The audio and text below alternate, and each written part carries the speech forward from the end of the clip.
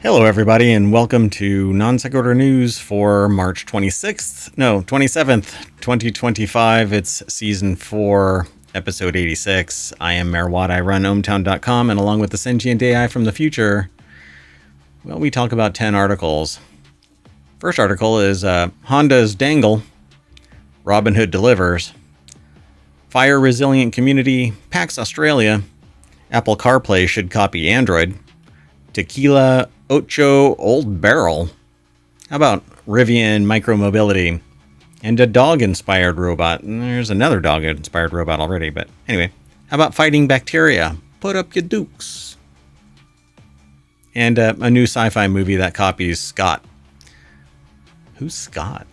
Anything, everything and anything, I guess, is over at ohmtown.com. So go over and become a citizen. Follow us here on Twitch and here on YouTube. We got two different monitors pointing at two different things. And I think that everything is wonky still. I don't, this doesn't feel right. I need to be over there. Right, if you were pointing the other way, but they were in the other spot, then it would work.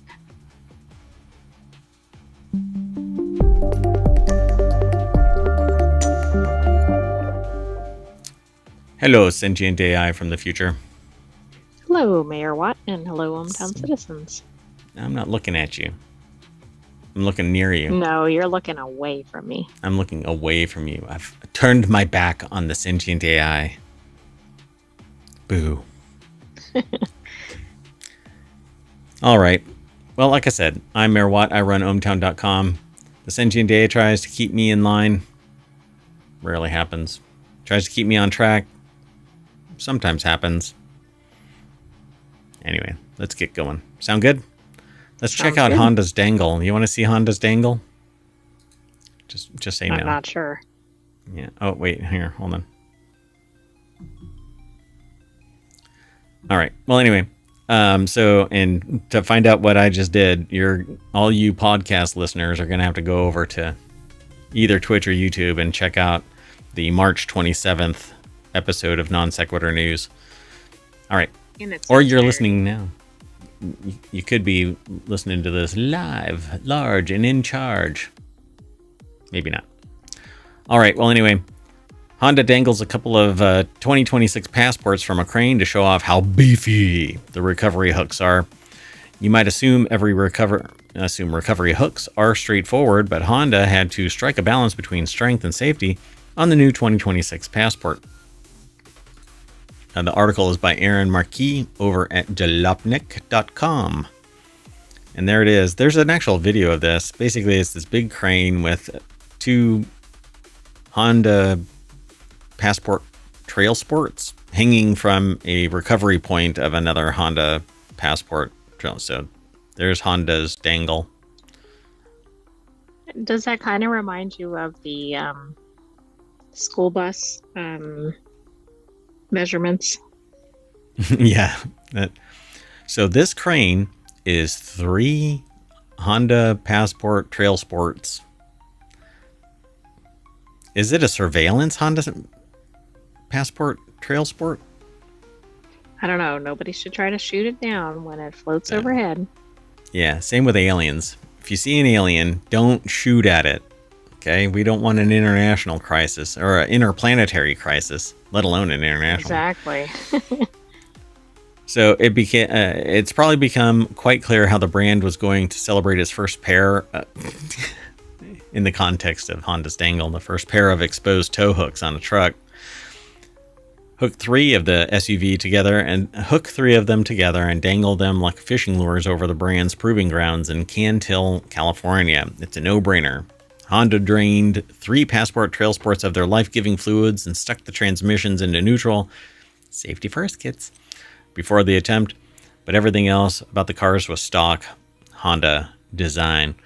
So there's a video of it. It's over on the YouTubes. You can go over and check that out. But if you want today's articles, oh no, yeah, I did it. Okay, hold on. You can hit !NSN and Omatron will spit the articles out in the order that we're going over them. There is no particular order to this.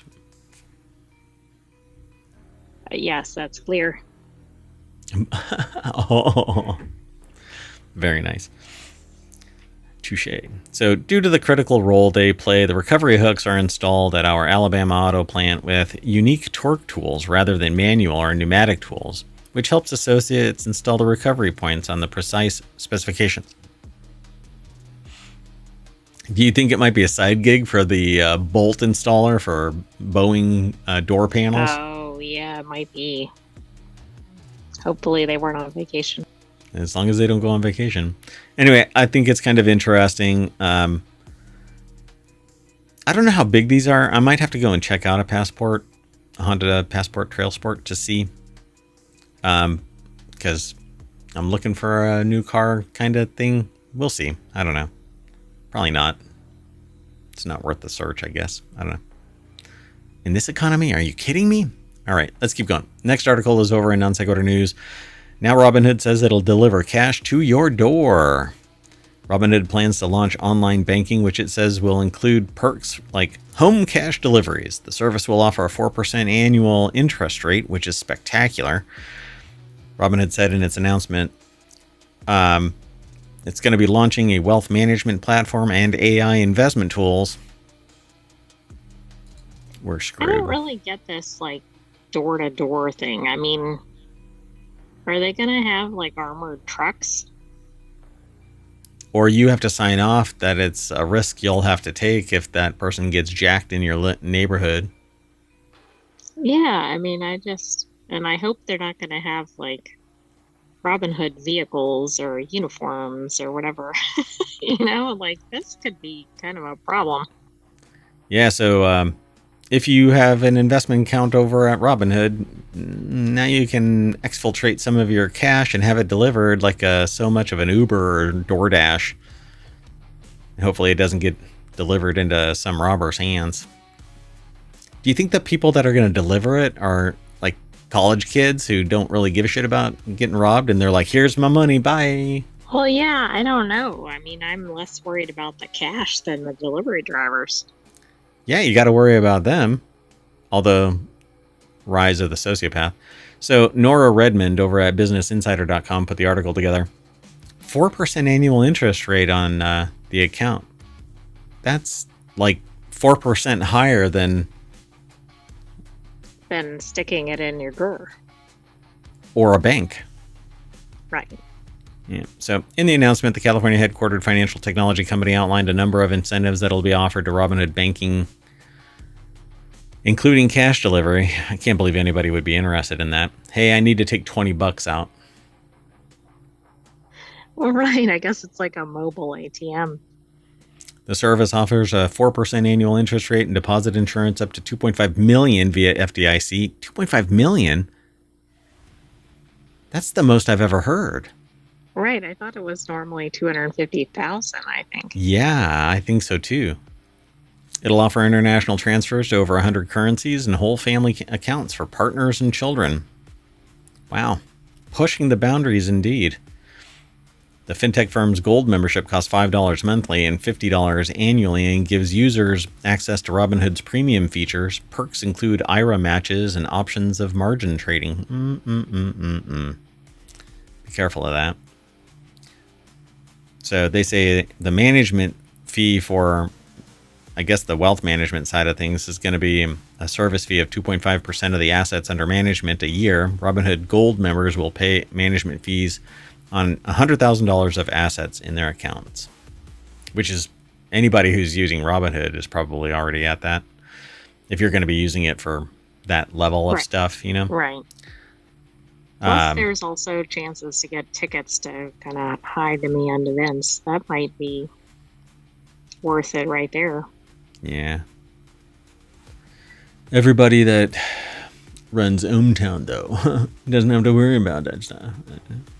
We're stuck inside, is what I'm saying. Anyway, let's keep moving. The next article is over on the Hatch Ideas channel. KB Home unveils its first fire-resilient community in Southern California. I suspect that this is the Three Little Pigs model. Yes. This is also like how to announce none of your homes have been fire safe previously. Touche, yet again. So, yeah. How to say our houses burn down fast without saying our houses burn down fast. So the KB Home is the first large production builder to unveil a community designed to fire resilient standards by the Insurance Institute for Business and Fire Safety. You know how you make your house fire proof? Yeah, 3D printed out of cement. Aha. But I don't think that that's what's going on here. Because regardless of what's going on outside or inside. Okay, that's fascinating. That is really fascinating. Anyway, Diana Olick over at CNBC put this article together.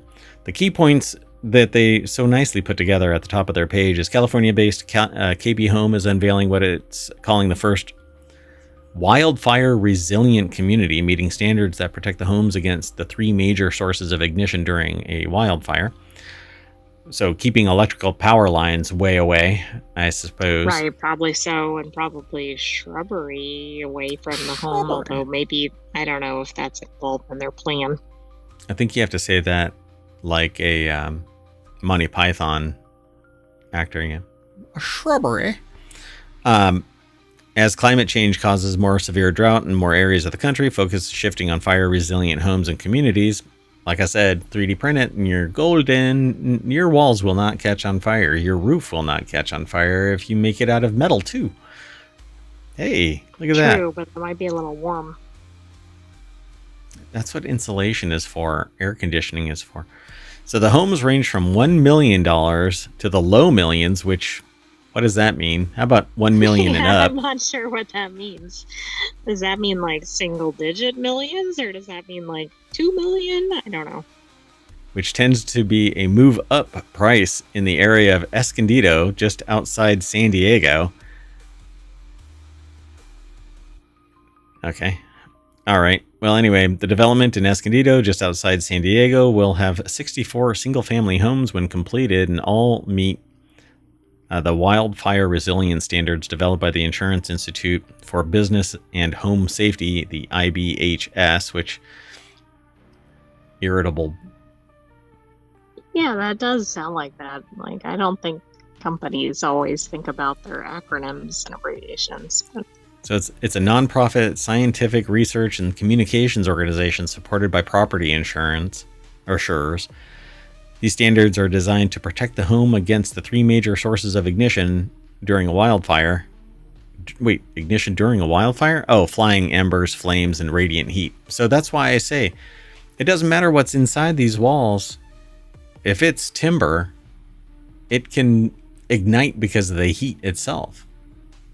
It'll smolder, eventually catch fire. Right. Anyway, Regional General Manager of KB Home Coastal Division said that he and his colleagues saw a fire-resistant home demonstration by IBHS at the Pacific Coast Builders Conference last summer and were impressed by the opportunity that this type of community presented. So that's what they did. They're building it. Yeah, so one of the things that I have said time and time again is you got to get rid of the shrubbery around the perimeter of the house. Exactly, like clear the whole land. Yep. No external facing wooden anything. No wood beams anywhere near it. And you have to protect the gas line on the side. So hopefully the gas line is underneath. There's always a meter on the outside, so you got to protect that in some way. So that's what that perimeter is for. So pretty neat. I'm glad that they're doing it. The people in Hawaii who didn't have their houses burned down basically followed that right there. That there was a path around it that was nothing more than gravel or rocks, and their houses didn't burn down. So good on them. Anyway, the subdivision is built by KB Home, really a test bed to show the resiliency part and demonstrate it. They know that KB Home already has 2 other projects there in Escondido looking at duplexes and other kinds of townhomes. And they imagine that other builders are going to be quickly following suit. Yeah, the whole acceptability of this, if you have the gravel around the house, at some point society just buys into it. It just needs to be accepted. It's like things haven't really caught up to what we need. It's not all about aesthetics. It's, maybe not wanting your house to burn down. And it can still be aesthetically delivered. So I agree. It's when you say it's not about aesthetics, people are going to have to buy into it. And cultural norms have changed year after year, you know. It all depends on the society at large. Let's keep going, though. The next article is over in WarCrafters. Tickets for PAX Australia 2025 are on sale now, scheduled to take over the Melbourne Convention and Exhibition Center, from October 10th and 12th to the 12th. PAX Australia 2025 will perch at the tail. What the heck am I? Interesting. Sorry about that. So tickets are on sale now. Apparently more than half of the 3-day badges have already been sold. The article is over at pcgamer.com. Jody McGregor put the article together. It'll run for 3 days from October 10th to 12th, where you too can dress up as a neon orange or yellow stormtrooper. That's what the picture is on the thing. Anyway, last year's PAX Australia played host to Cult of the Lamb themed weddings, a Medusa-shaped gaming PC that doubled as a commentary on AI, and a memer shooter, a sequel 420 Blaze It 2. Who knows what 2025's edition will bring? Maybe the AI back. Yeah, you know, I try to make an appearance once in a while. Every once in a while. Is your visualizer still working? No. Yep. Yeah, it is. Yeah, it was just kind of lagged or something. Weird. I don't know what's going on. Pardon me. So the banners at PAX Australia traditionally say "Welcome Home," a tagline for the event that sums up its hospitality or its hospitable vibe. One second. Everything is going haywire in hometown today. Yeah, production value at an all-time high. So anyway, let's jump to it. Tickets are available online. It'll be tough to top Valve showing up to reveal the long-awaited Australian launch of the Steam Deck, but it'll be interesting to see what they've got planned. Banners at PAX Australia traditionally say "Welcome Home," something about their hospitality vibe, and another 3 days of playing indie or hospitable vibe. There's whatever. I don't know. It seems like it should be hospitality. Yeah. Well, anyway, another 3 days of playing indie games at the PAX Rising booths and racing from panel to panel, with maybe a moment to chill out at the Paint and Take Minis table. Sounds like an excellent time. I don't know, anytime you can play games all day is that fun. For figures? Yeah. Minis. But, or you can apparently dress up as a neon orange or yellow stormtrooper. Yeah, I mean, that's fun. All right, let's keep going. That is stormtroopers. Yeah, it is. I mean, with whatchamacallit. But which climate? You know, that's like when you see the different variations, but I've never seen the neon ones. Layering. Oh, yeah, what is that? Where would that be? That's like tropical stormtroopers or something. I don't know. Oh my god, tropical stormtroopers. Tropical storm troopers. Tropical storm. There you go. Wow. So the next article is over on the Wanted channel. Apple CarPlay should copy Android Auto's push for more car control right now. Drivers with Android phones are beginning to see Android Auto 14 roll out. The real story is that Google has been experimenting with behind the scenes. And in a recent APK teardown by Android Authority, they learned that Google is working on climate control support, meaning that in the future, users you'll be able to adjust air conditioning, window defrosting, and even heating their seats from the same place that they normally control Spotify and Google Maps. That seems efficient, but kind of scary. Well, apparently in Europe, there's a big push to move away from all of the stuff. All of the like no infotainment systems. Yeah, and it's just your phone, and you click it in place, and you're done, and it links up, and everything, all the telemetry and controls are on the phone. That sounds nice in theory. Yeah, I love the idea of this. So this is what I've always wanted. You know, 30 years ago, when cell phones were basically new beasts. I don't know how long ago. It's been a long time. I'm getting old. But anyway, even the car that I designed had nothing more than you lock a computer in place and you can take it with you. And then without that thing, you can't steal the car. You have to have the one that's linked up with your vehicle. So anyway, it was a great idea, I thought. So Roger Fingus over at pocket-lint.com, whoever it is that owns pocket-lint.com, please give that to them. That would make Mayor Watt very happy. Yeah. So there's no sign of this coming to Apple CarPlay anytime soon, but they are saying, pocket-lint.com is saying, and again, Roger Fingus says, Apple should definitely make this all a functional thing for the Apple ecosystem as well. And I agree. I want to be able to control my car via my phone.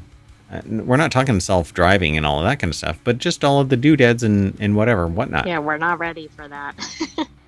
Allow me to tap into the radio if I don't play something off of my phone. Just have the equipment in there, and I can just tap into the software-defined radio and dial in whatever station I want.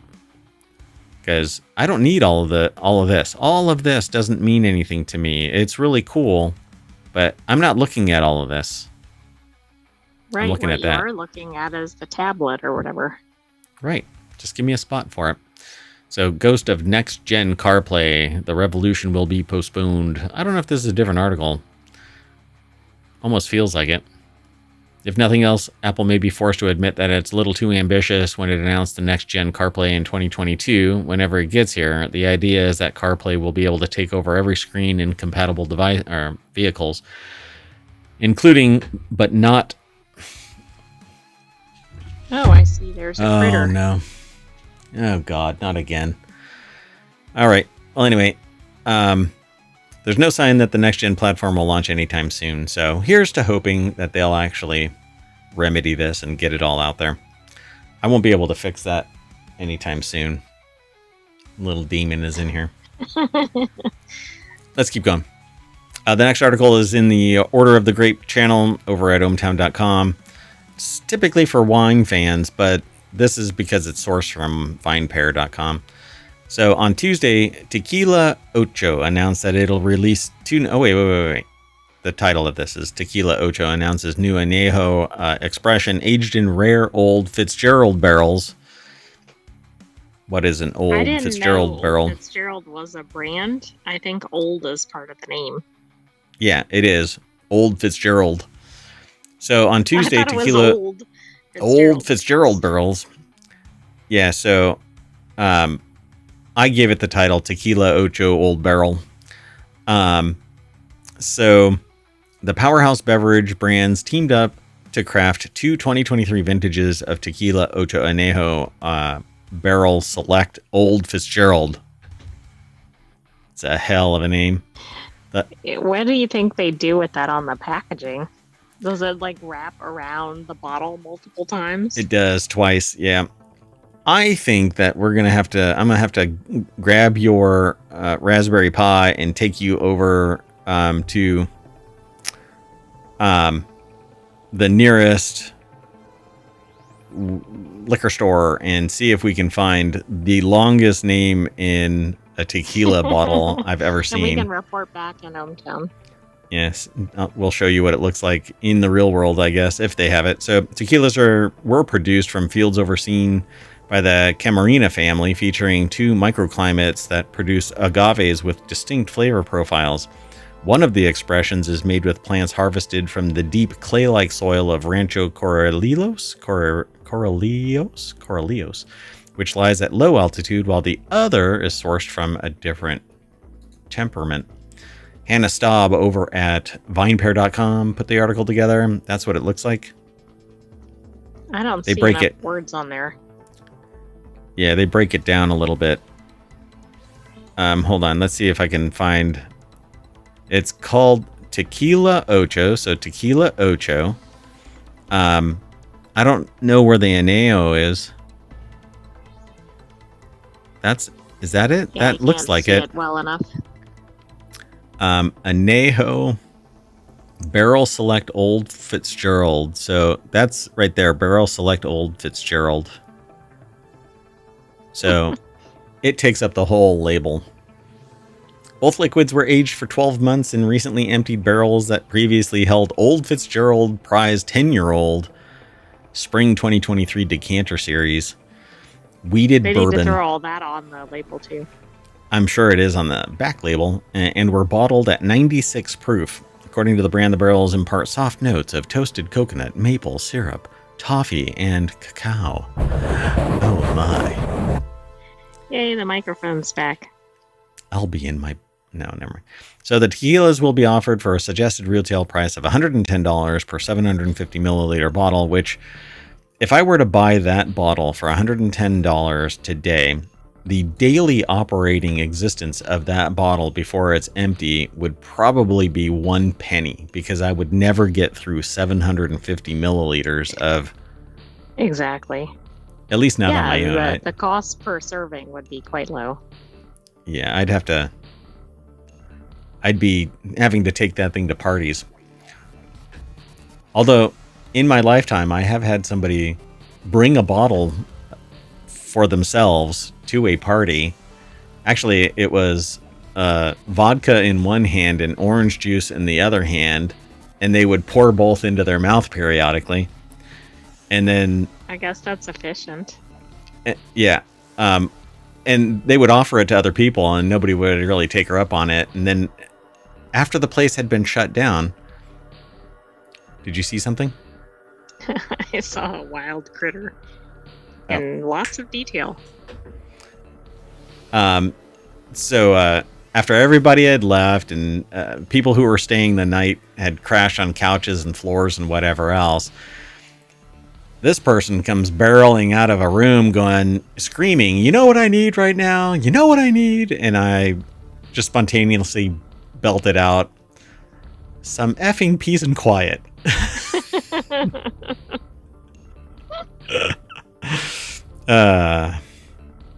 So yeah.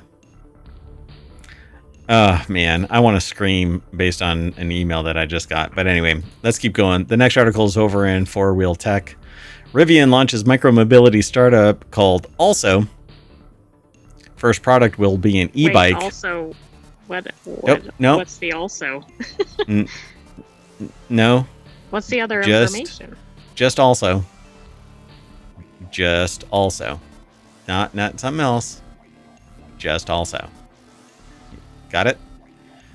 Not really, but okay. I also want an e-bike. What the heck? Sorry. So Rivian's new micromobility spinoff is potentially a great idea with a terrible name. Oh, they even call it out. Jalopnik. Okay, Ryan that was the author, not us. Yeah. Ryan Eric King, the author of this article, over at jalopnik.com, put this article together. It says Rivian stated that Also deserved independence to be optimized around different products, brand positioning, and markets. That does make sense to some degree, with Rivian currently producing large trucks and also developing e-bikes. All right. So it says, however, I'm confused by the Also, but okay. I don't get it either. So does it say something up here in the top? No. They've been quietly developing e-bikes for years, but I guess they're spinning it off. Rivian isn't the first car company to build a bicycle. Cycles Peugeot did that too, but we already talked a couple of days ago about the fact that Ford has an e-bike. Ford Bronco, yes. And Ford Bronco e-bike. Pedigo. Yeah. I just figured out why they're all making bikes. Why? The price of cars is so expensive that now they're going to put the e-bikes out there for like, whatever, $20,000 or something. And people are going to be like, it's a bargain. Sounds like a good deal. So while micromobility is a term that emerged during the first decade or the last decade, Rivian is far from the first car manufacturer to be building bicycles. Peugeot did it back in 1882, but it wasn't an e-bike, I don't think. Although the first... Yeah, but I'm not sure that really counts, because wasn't that like pre-automobile? No. 1882? Oh, okay. There were cars. There was actually an electric car in the late 1800s. Let me see. Oh, okay. I didn't know it was that far back.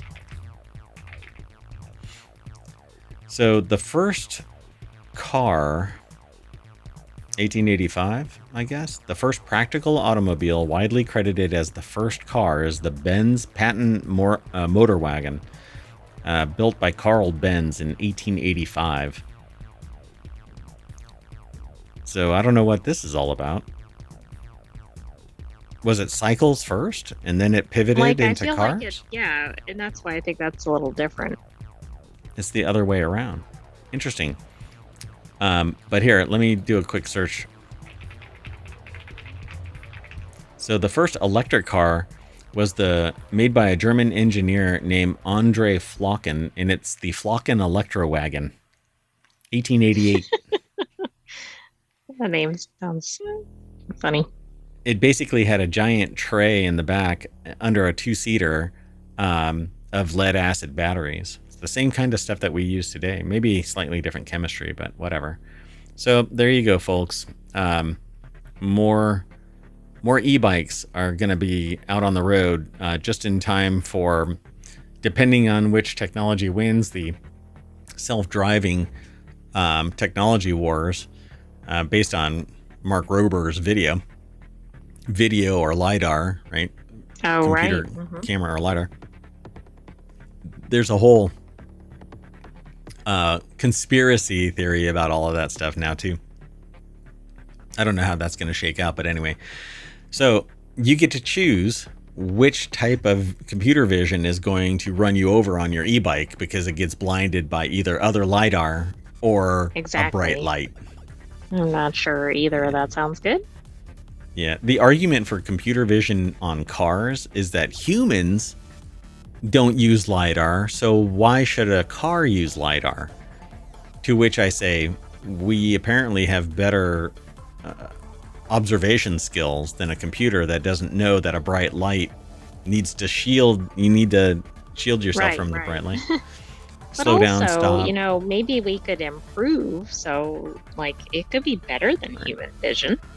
Correct. I would rather have better than computer vision. Use all of the technology. If it's a bright light, then automatically switch to something that doesn't get obstructed by just plain visible light. Exactly. Thermal vision. Oh my God, we're going to create a predator type of vehicle. All right, let's keep going. The next article is over in Technology Today. Scientists develop dog-inspired robot that runs without motors. I don't even know how this one's going to actually work. Scientists from TU Delft and EPFL have created a quadruped robot capable of running like a dog without the need for motors. This achievement, a product of combining innovative mechanics with data-driven technology. See, I'm much better at speaking when I'm not speech jamming myself. That's really odd how that is. I mean, I think isn't the case for everybody? I don't know. I've seen some public speakers that bumble fart their way through public discourse and shouldn't be public speaking. That doesn't mean they're a good speaker, though.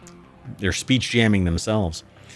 So anyway, it was all published in Nature Machine Intelligence and could pave the way for energy-efficient robotics. I'm really curious what this robot does. Is it using, like, rubber bands or something? Delft University of Technology. Scientists from blah, blah, blah. Okay. It was published in Nature Machine Intelligence. Commercial quadruped robots are becoming more common, but their energy inefficiency limits their operating time. Here, let me zoom in a little bit. He shows a video of fish swimming against the current to avoid being carried away, a seemingly ordinary scene until he reveals that the fish is, in fact, deceased. It's met its maker. So a seemingly ordinary scene. So passive mechanics of its body, not as any conscious effort. This highlights how optimized mechanics alone can drive efficient motion. What? Yeah, I don't... It says it has cables, springs, and tandems, which I'm not sure what those are. Oh. Yeah, when one thing goes one way, the other thing goes the other way, and then when it switches gears, it goes the other way, and it's basically kinetic energy, turning it into potential and then back into kinetic energy. They employed machine learning tools to analyze their movement and guide the arrangement of springs, cables, and tandems in the robot's structure. As a result, the robot can walk on a treadmill and adapt to varying speeds, driven entirely by the treadmill's push and without motors. Now, hold on.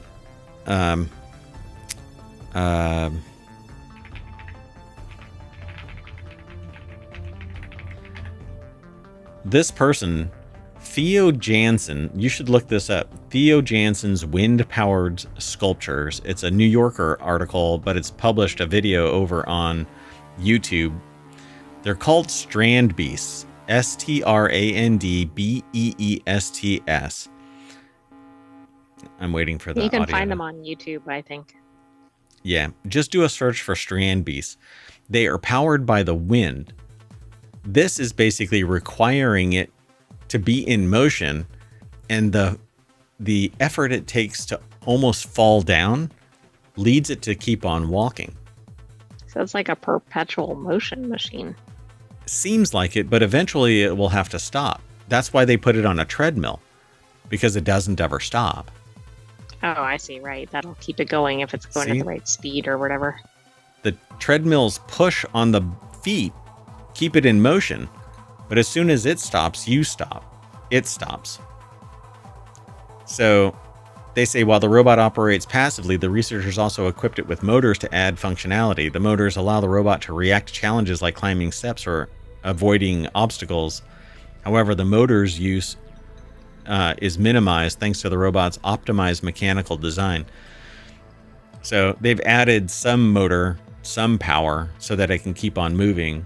But simply by moving, it's almost falling over, and it keeps on powering itself. Just enough. That's really interesting. Oomph. So, but it's really just this, loading up the springs, and then the tandems flip the other way. I'm imagining.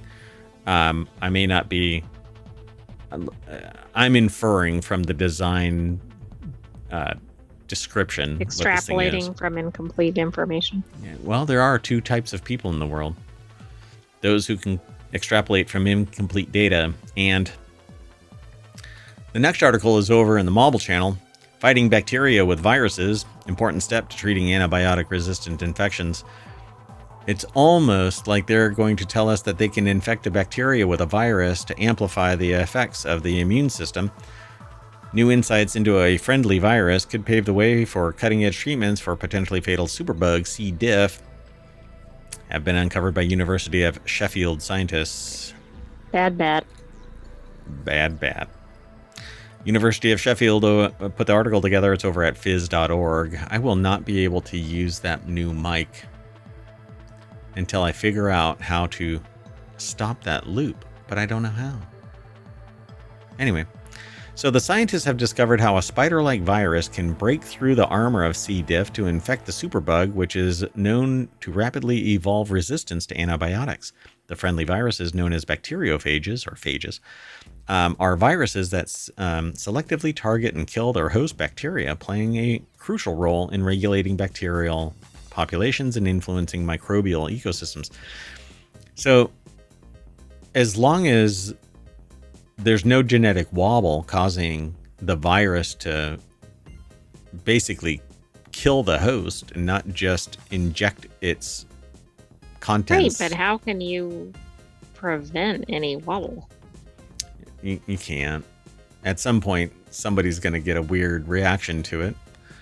But it's going to be few and far between. But everybody has some risk, regardless of the medication. At some point, you know, we all have biological systems that change over time. So, I mean, I know people, well, for instance, I never got heartburn until I got older, right? So we change over time. So, oh yeah, I mean, people don't have a static chemistry. Yeah.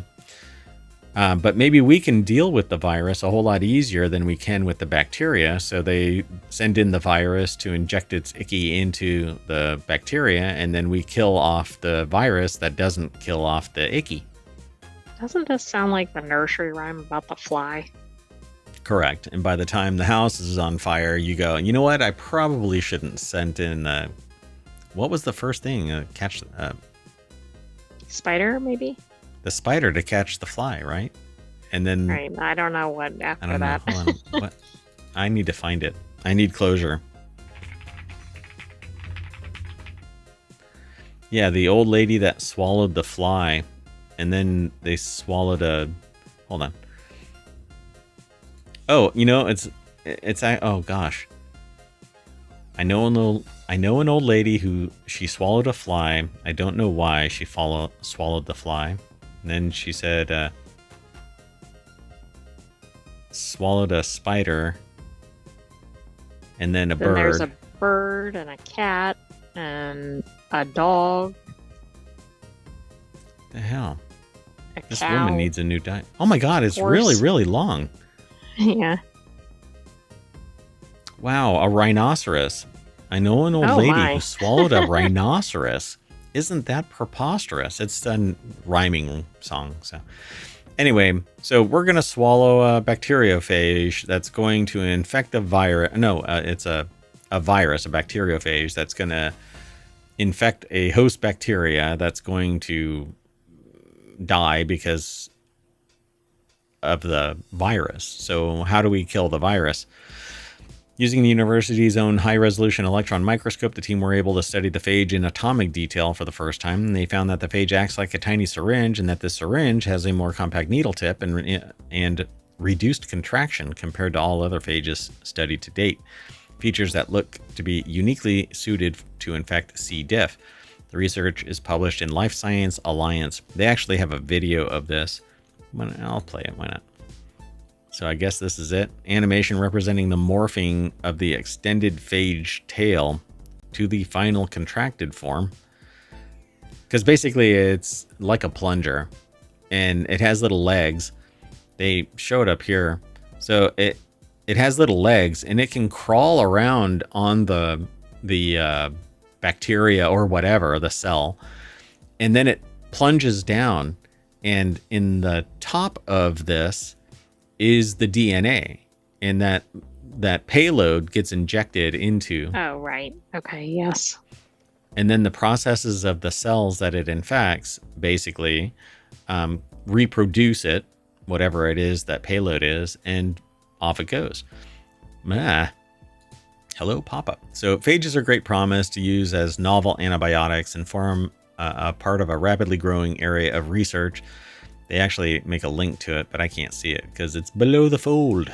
Anyway, so seems like a great idea until it's not. So more research, please. Thank you very much. Want to go on to the last article for today?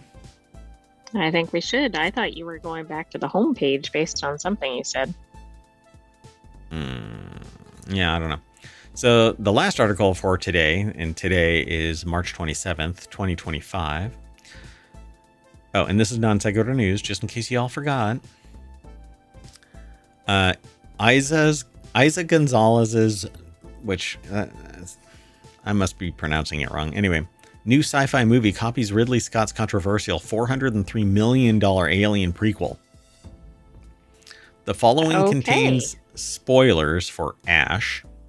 Did it cost $403 million for the copy? So I'm going to put the spoiler alert on there. I probably won't be spoiled by this. Even when I do watch it, I'll go, oh, that's so cool. Although, just recently watched the ending of Castle. The ending was kind of, meh. Yeah, they should have stopped before the actual ending. But I think I don't know. I'm going to have to, for continuity report, maybe we can look into it a little bit and see why they did that. But I don't know. So, yeah, Ash does a lot of the same things that Ridley Scott attempted in his contentious $403 million Alien prequel, Prometheus. Directed by Flying Lotus, Ash is a horror sci-fi hybrid that focuses on Isa Gonzalez's Raya, one of the only apparent survivors of a mysterious event at a terraforming station in deep space. Much of the film is carried by Raya, who struggles to regain her full memories of the event while also wrestling with whether to trust Ash's other main character, Brian, another survivor who is committed to them escaping. But it says only apparent survivors, so plural. You can easily leave off that plural there and think that the only real... Exactly. Yeah. So again, we have the spoiler alert up, just so y'all know that if we talk about this, you have been warned. So Brandon Zachary over at ScreenRant.com put the article together. Ash's ending for Isa Gonzalez's Raya is similar to Shaw's ending in Prometheus. Raya and Shaw go through very similar traumas. Definitely spoiler alert here. Yeah, for sure. Oh, wow. You did some quick research on that other question, didn't you? I'm just it's always been the core of Alien. Continuity report. Yeah, which is this weekend, Saturday. It's number 3 of our 3 on Saturday shows. So we do Reality Hacker, then Wanted, and then the Continuity Report. So Reality Hacker is about science and technology being able to manipulate the world around you. Wanted is about gadgets and gear, and then the Continuity Report is all about entertainment. So they say both Ash and Prometheus build off the horror of an alien parasite infecting someone and transforming them.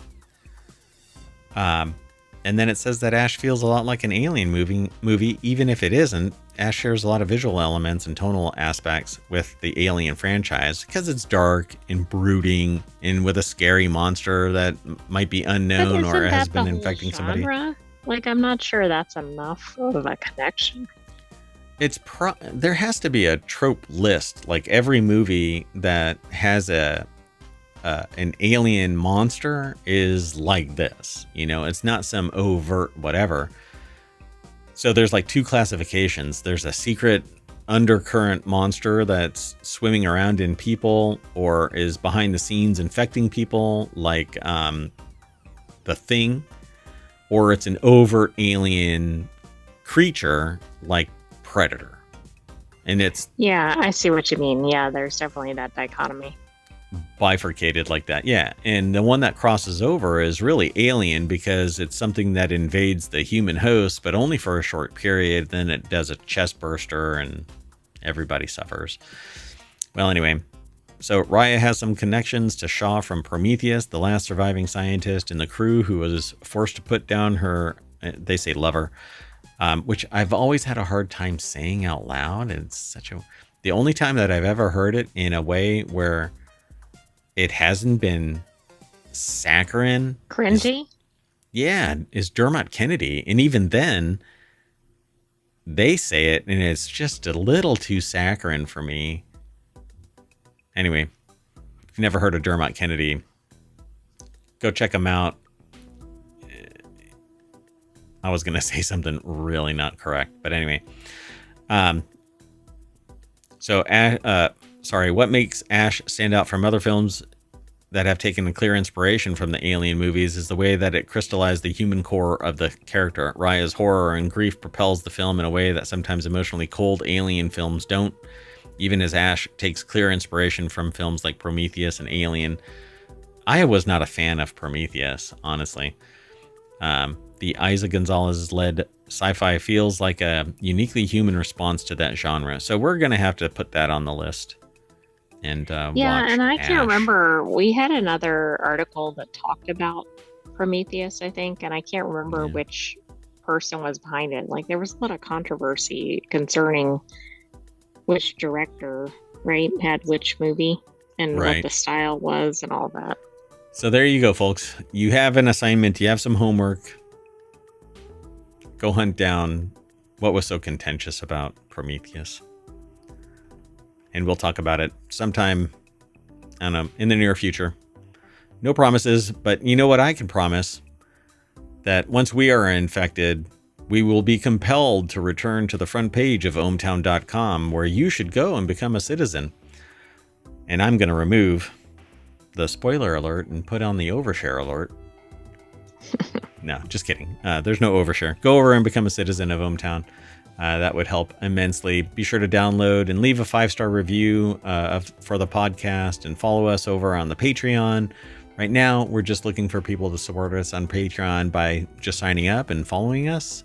And there's always Twitch, and there's YouTube, and the Discord, and I don't know, maybe I'll start up a email list where I send out all of the submissions in an email.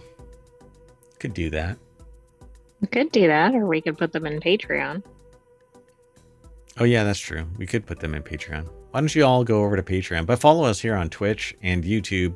That would be great. Be sure to watch all of the videos. Our whole back catalog. Back channel. The whole back catalog, please. Somewhere around 2,100 episodes. Somewhere around that. Yeah. Anyway, yeah, we are in year 4, the end of the 3rd month of year 4. Pretty exciting times. Anyway, I'm Mayor Watt. I run ohmtown.com, and now I'm going to run away, and I'm taking the AI with me. You want to say bye? Good night, hometown citizens. Thanks for joining us for today's Non Sequitur News. Be back tomorrow for another episode. See you in a little bit, everybody. Bye-bye.